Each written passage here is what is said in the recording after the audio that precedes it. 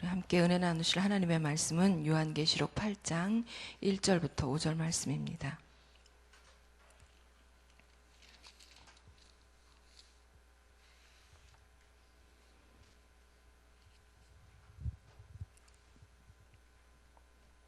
함께 한 목소리로 봉독하겠습니다. 요한계시록 8장 1절부터 5절 말씀입니다.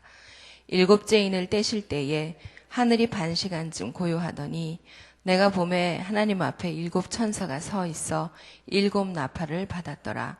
또 다른 천사가 와서 제단 곁에 서서 금 향로를 가지고 많은 향을 받았으니 이는 모든 성도의 기도와 합하여 보좌 앞 금 제단에 드리고자 함이라. 향연이 성도의 기도와 함께 천사의 손으로부터 하나님 앞으로 올라가는지라. 천사가 향로를 가지고 제단에 불을 담아다가 땅에 쏟음에 우레와 음성과 번개와 지진이 나더라. 아멘. 저희는 어제 7장의 말씀을 묵상을 했습니다. 어제 묵상했던 7장 말씀은 6장의 맨 마지막에 있는 구절, 누가 능히 서리요. 즉 이런 재앙 앞에 누가 남아 있을 수 있겠느냐에 대한 질문의 대답이라고 했습니다.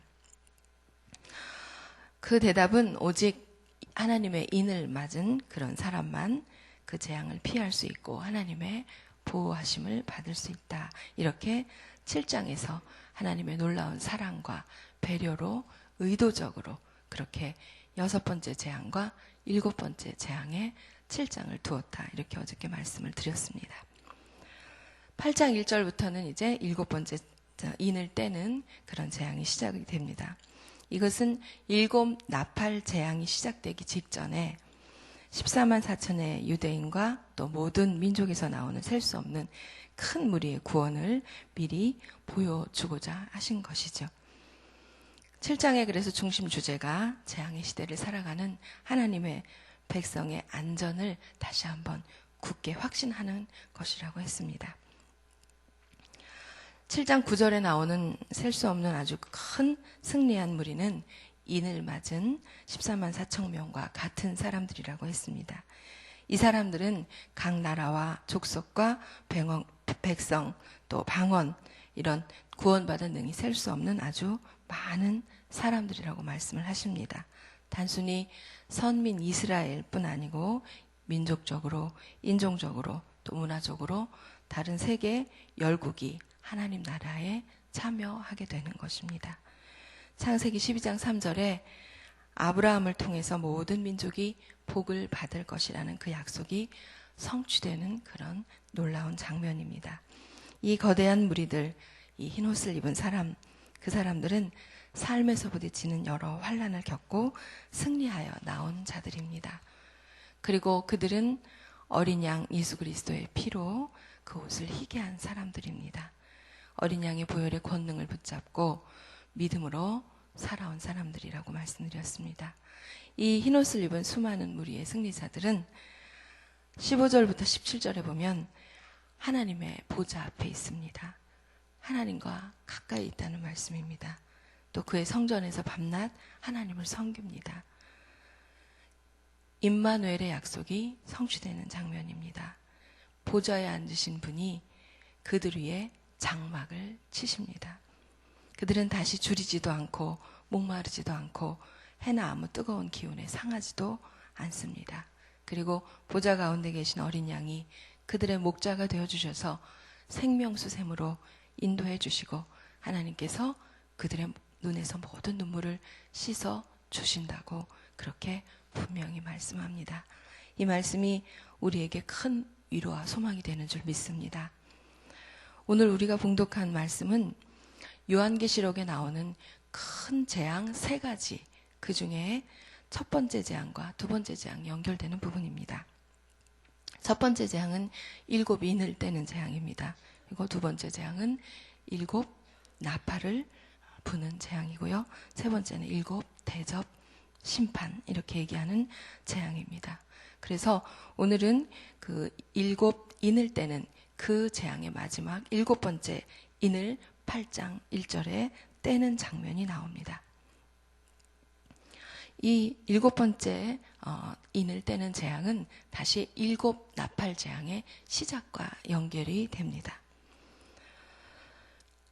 1절에 보면 7번째 인을 떼자 하늘이 반시간 동안 고요했다라고 이렇게 얘기합니다. 반시간은 우리가 지금 얘기하는 30분이 아니라요, 하나님의 시간, 아주 긴 시간을 얘기합니다. 이 7번째 재앙에서 7가지 인재앙의 7번째 재앙에서 이제 7 나팔 재앙으로 넘어가는 부분에 이 반시간의 고요함, 이것은 긴장감을 조성을 합니다. 7장의 하나님의 위로가 끝난 다음에 다시 이제 시작하는 무시무시한 그 심판, 그 전에 아주 고요하고 적막한 상태를 느낄 수가 있습니다. 의도적으로 이렇게 8장 1절 시작 부분에서 긴장감을 주는 이유는 뭘까요? 그것은 뒤에 나오는 기도의 문제와 밀접하게 연관이 되어 있습니다. 영성 신학자이신 유진 피터슨이라는 목사님이 계신데요. 그 목사님께서 이 8장 1절을 묵상하시면서 아주 이런 묵상을 했는데 참 은혜가 됩니다. 제가 한번 읽어드리겠습니다. 7째 봉인을 떼었을 때 약 반시간 정도 하늘에 침묵이 흐른다. 이제 절정에 도달했다. 침묵은 믿기 어려운 진리를 받도록 상상력을 준비시킨다. 선과 악의 싸움이 제기되는 동안 경건한 1세기의 그리스도인들이 로마 제국 전역에서 드린 기도가 하늘로 올라갔다. 대규모의 핍박과 조롱이 그들을 향해 퍼부어졌다. 그들에게는 무기도 투표권도 없었다. 돈도 별로 없었고 사회적 지위도 없었다. 그런데 왜 그들은 정신적으로 무너지지 않았을까? 왜 황급히 달아나지 않았는가? 그들은 기도했던 것이다. 하늘의 침묵이 흐른 것은 그 기도들을 듣기 위해서였다. 침묵에서 행동이 나온다. 그러니까 1세기 당시 많은 그리스도인들이 핍박을 받았을 때 그것과 연결해서 이 침묵은 하나님이 그들의 기도 간구를 들으시는 그러한 고요한 시간이었다. 이렇게 유진 피터슨 목사님은 묵상을 하신 거죠. 참 멋진 묵상인 것 같습니다. 그리고 이어지는 2절에는 하나님 앞에 서 있는 7 천사가 7 나팔을 받은 사실을 이야기합니다. 그리고 3절부터 5절은 한 천사가 향연과 합해진 그런 성도들의 기도를 하나님 앞에 봉헌하고 또 제단 위에 불을 땅에 쏟는 그런 사실을 기록을 합니다. 4절을 보면 이 향연이 성도들의 기도와 함께 하늘로 올라간다고 하였습니다. 이것은 계시록 앞에 5장 8절에 나오는 말씀하고도 그 맥을 같이 합니다. 제가 봉독해 드리겠습니다. 그 두루마리를 취하심에 네 생물과 24장로들이 그 어린 양 앞에 엎드려 각각 검은고와 향이 가득한 금 대접을 가졌으니 이 향은 성도의 기도들이라. 그 천사는 금향료를 가지고 많은 향을 받았는데 그것이 다름 아닌 하나님 백성의 기도였습니다. 천사의 손에 의해서 하나님 앞으로 올라가는 것을 시각적으로 정말 잘 그렇게 나타내 줍니다. 성도들의 기도가 하나님께 연락된 것입니다. 더군다나 5절에서는 이 성도님들의 기도가 하나님께 올라간 후에 천사들이 이 향로를 땅에 쏟자 뇌성과 음성과 번개와 지진이 생깁니다. 이것은 성도님들의 기도가 하나님께 올려졌고 그리고 엄청난 능력으로 응답되었음을 말해줍니다. 그러면 사도 요한은 왜 여기서 이 부분에서 기도를 언급하는 걸까요? 사실 이 문맥을 곰곰이 보면 지금 이곳은 기도가 나와야 되는 그런 위치는 아닌 것처럼 보입니다. 바로 앞에 등장했던 재앙보다 더 강도가 높은 그런 7 나팔 재앙을 쏟아 부을 수도 있는 그런 상황에서 요한은 기도 얘기를 불쑥 꺼냅니다. 이렇게 기도를 이야기하는 이유는 1차적으로는 하나님께서 성도님들이 드리는 기도를 가치 있게 여긴다라는 것을 이야기해 주고자 합니다. 하나님께서 성도님들의 기도를 지금도 듣고 계심을 강조하고 싶은 거죠. 그리고 이것이 오늘의 기도의 말씀의 묵상의 핵심이 되어야 합니다. 그런데 하나님이 우리 기도를 듣고 계신다, 이런 단순한 그런 메시지가 이 기도의 의미의 전부가 아닙니다. 이 기도 장면에서 특별히 주목해야 되는 것은 기도와 재앙이 연결되고 있다는 그런 이야기입니다. 아주 의미심장한 메시지입니다. 하나님께서 이 세상에 재앙을 쏟아부으시는 이유 중에 하나가 성도들의 기도의 응답이라는 것을 알려주고자 하는 의도가 있는 것입니다.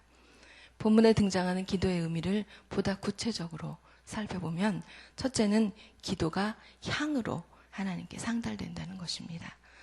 성도님들의 기도가 바로 금향로에 담겨져서 하나님 앞에 상달되는 장면이 그림처럼 그렇게 말씀에서 보여집니다. 기도가 얼마나 가치가 있는지, 그리고 우리가 어떻게 느끼든지 우리가 하나님께 드린 기도는 하나님께서 향으로 흠양하신다는 겁니다. 둘째는 기도는 하늘 보좌와 지상의 역사를 잇는 가교 역할을 합니다. 오늘 본문에서 보면 제단 위에 불과 함께 기도를 땅 위에 쏟았더니 심판이 집행이 됩니다. 기도를 통해서 땅 위에 진노가 임하는 장면이 보여집니다. 본문 말씀에서 성도님들의 기도가 무슨 내용인지는 나오지 않습니다. 그러나 분명한 사실은 우리 성도님들의 기도가 하나님의 마음을 움직이는 강력한 도구라는 점입니다. 성도들의 기도를 통해 하나님은 세상에 대해서 하나님이 가지고 계신 계획을 성취해 가십니다. 앞에 6장 9절부터 11절에 보면 다섯째 인을 뗄 때 이런 말씀이 나옵니다. 다섯째 인을 떼실 때 내가 보니 하나님의 말씀과 그들이 가진 증거로 말미암아 죽임을 당한 영혼들이 제단 아래에 있어 큰 소리로 불러 이르되 거룩하고 참되신 대주제여, 땅에 거하는 자들을 심판하여 우리 피를 갚아주지 아니하시기를 어느 때까지 하시려 하나이까 하니, 각각 그들에게 흰 두루마리를 주시며 이르시되 아직 잠시 동안 쉬되 그들의 동무종들과 형제들도 자기처럼 죽임을 당하여 그 수가 차기까지 하라 하시더라. 순교자들의 이야기입니다.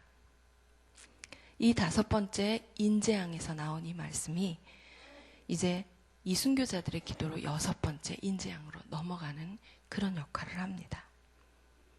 이 일곱 번째 인환상에서 모든 성도님들의 기도로 이제 일곱 나팔 재앙이 이어집니다. 이렇게 기도를 반복해서 요한계시록 말씀에서 언급하는 것은 순교자들의 기도든 모든 성도님들의 기도든 일체의 기도가 세계와 역사를 바꾸는 놀라운 힘을 가지고 있음을 말씀해 주기 위함입니다. 믿으십니까? 하나님의 구속 역사는 하나님 자신의 주권적인 뜻에 의해 진행이 되는 것이 분명합니다. 그런데 성도님들의 기도는 하나님께서 이 구속 역사를 이루어 가시는 중요한 동인이 됩니다. 이사야서 64장 11절 12절과 65장 17절부터 25절 말씀을 보면 이사야가 예루살렘의 황폐를 목도하고 애통하는 마음으로 하나님께 기도를 하자 하나님께서 그 기도에 응답하십니다. 그래서 새 하늘과 새 땅의 회복을 약속하십니다. 암담한 현실에 직면해서 기도가 연락될 것 같지 않은 그런 불안에 시달리는 성도들에게 이보다 더 큰 위로는 없습니다. 다시 말한다면 하나님께서는 기도하는 사람을 당신의 동역자로 삼으십니다. 이것이 사실이라면 우리가 하나님께 드릴 수 있는 가장 위대한 기도는 우리가 가지는 원함, 필요, 하나님께 강요하는 것, 이런 것이라기보다는 하나님 나라의 파트너로서, 동역자로서 하나님께서 원하시는 것을 구하는 기도입니다. 우리가 애타게 간구해야 되는 기도는 우리가 하나님 나라의 도구로 쓰임을 받고자 합니다 하는 그런 기도입니다. 세 번째로 기도는 하나님의 일하심의 방식과 원리를 알려줍니다. 하나님은 홀로 넉넉하게 완벽하게 일을 하실 수 있는 그런 전능하신 분입니다. 그런데 인생들, 우리 사람들의 협력을 기뻐하십니다. 하나님의 이 전적인 사역에 우리 인생들을 초대하셔서 함께 일하시는 방식으로 역사해 가십니다. 예를 들어 마태복음 18장 20절 이 대명령, 지상명령 이렇게 얘기하는 말씀을 보면 이 사실이 분명히 드러납니다. 주님께서 땅 끝까지 이르러 내 증인이 되라고 말씀을 하십니다. 그리고 이것을 우리에게 명령하셨습니다. 그러므로 너희는 가서 모든 족속으로 제자를 삼아 아버지와 아들과 성령의 이름으로 세례를 주고 내가 너에게 분부한 모든 것을 가르쳐 지키게 하라. 이 명령은 주님의 백성들에게 부여된 사명이고 우리들이 감당해야 되는 몫입니다. 그런데 이것이 우리 혼자 감당할 수 있는 사역일까요? 우리가 열심히 감당하면 되는 일일까요? 우리의 수고와 헌신으로 가능한 그런 사역들은 궁극적으로 하나님의 역사하심이 없이는 가능하지 않습니다. 그래서 이 마태복음 28장 19절 20절 그 앞뒤를 보면 이 사실을 분명히 알 수 있는데요. 예수께서 나와 일러 가라사대 하늘과 땅의 모든 권세를 내게 주셨으니 라고 28장 18절에 말씀을 하십니다. 그리고 20절 하반부에서도 내가 세상 끝날까지 너희와 항상 함께 있으리라. 주님께서 권세를 주셔야 하고 함께 계셔야 한다는 말입니다. 궁극적으로 이 사역을 하나님께서 하신다는 얘기죠. 우리의 헌신으로 하나님의 사역을 그렇게 동역하지만 주님께서 하시는 그런 신적인 사역이라는 겁니다. 그런데 왜 우리를 부르시고 우리의 기도를 원하시고 우리의 헌신을 원하실까요? 그것은 우리와 하나님께서 협력하고 싶으시기 때문입니다. 하나님 홀로 완성하실 수 있는 그 사역에 우리를 초대해 주셔서 하나님께서 이루시는 하나님 나라의 주인공이 되는 그런 영예와 기쁨과 면류관을 주시기 위함입니다. 결국 우리에 대한 환대이고 깊은 배려입니다. 우리의 면류관을 위해서입니다. 마지막 세상의 종말의 심판을 집행하실 수 있는 분은 오직 우리 주님 하나님뿐이십니다. 그런데 그 일에 우리의 기도를 사용하십니다. 우리의 헌신을 사용하십니다. 그 주님이 주님의 사역이 우리의 사역이 되게 해주시고 그 사역에 우리를 참여시키셔서 우리에게 존귀와 영광을 받아 누리게 하십니다. 우리가 오늘 말씀에서 묵상하고 깨달아야 하는 것은 하나님이 우리 기도를 통해 일하신다는 것을 다시 한번 확신하는 것입니다. 우리는 지금 기도를 신뢰하지 않는 시대에 살고 있습니다. 문명이 초고속으로 발전을 해서 버튼 하나만 누르면 원하는 정보를 순식간에 얻을 수 있습니다. 의학기술이 너무 발달했습니다. 과학이 엄청난 속도로 발전하고 있습니다. 그래서 이런 시대에 하나님께 기도하며 살아간다는 것은 어찌 보면 어리석은 것 같습니다. 그래서인지 많은 사람들이 기도를 하지 않습니다.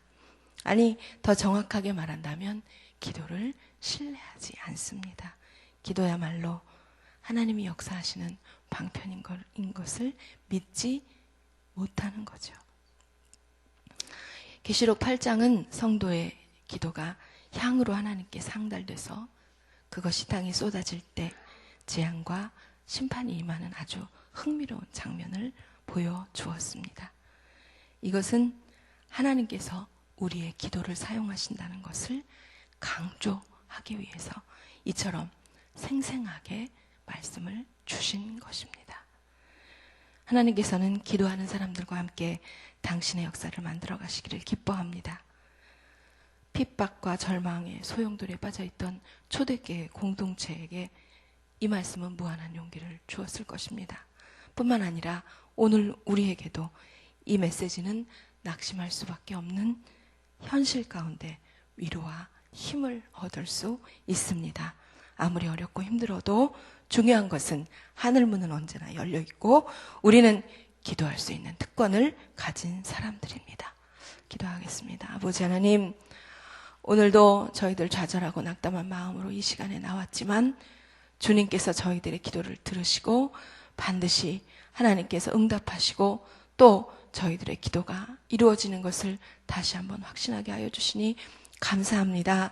하나님께서 원하시는 기도를 할 수 있도록 저희들에게 이 귀한 새벽 시간에 은혜를 베풀어 주옵시고 하나님의 뜻을 이루기에 저희들을 사용하여 주옵소서. 마음에 가지고 나온 모든 소원들 주님께서 응답하여 주옵시고 이 참으로 기도의 능력과 하나님의 살아계심을 증거하는 사랑하는 우리 모든 성도님들 되도록 축복하여 주옵소서. 감사를 드리며 우리 주 예수 그리스도 이름으로 기도 올립니다. 아멘. 우리 교회 공동기도문 예배에 대한 기도로 함께 기도하겠습니다. 우리 예배를 받기에 홀로 합당하신 창조주 하나님, 말씀 삼 공동체가 주님을 예배할 때마다 영광을 받으시고 삼위일체 하나님의 임재와 현존으로 응답하옵소서.